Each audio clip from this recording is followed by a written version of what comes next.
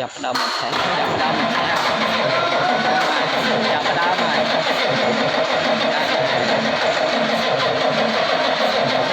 xe ơi, đi ngay muốn lắm là đâu, ba mươi xe này,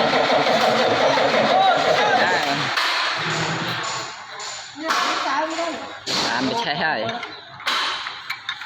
rồi lo hai vậy, mà rồi phe rối này, nó đã mà cái đường chứ, ok.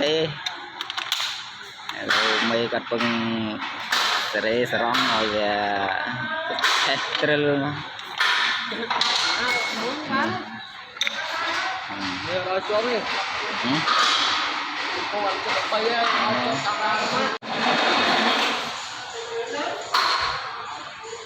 Siap đâm một thế, siap đâm một thế,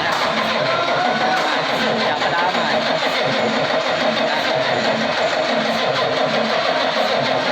Xe ơi, đi ngay muốn lắm là đâu, ba mươi xe này.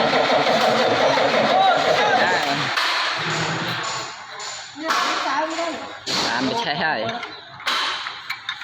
Rồi lo hai vậy, mà rồi phe rối này, nó đã mà cái đường chứ, ok. Rồi mấy cái bưng sere serong rồi hết trơn luôn. Rồi xuống đi.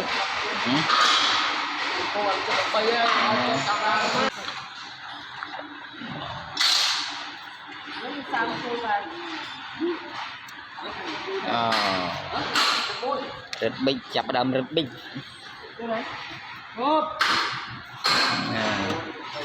Đây,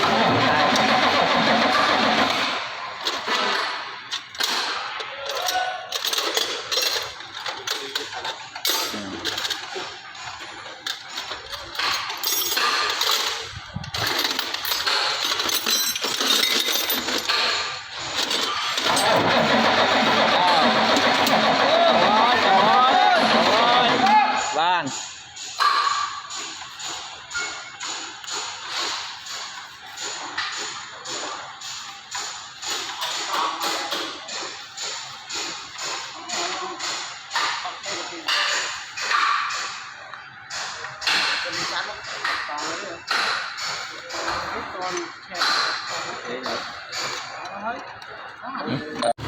Ba mình thấy rồi, mà đuôi kia đuôi rồi,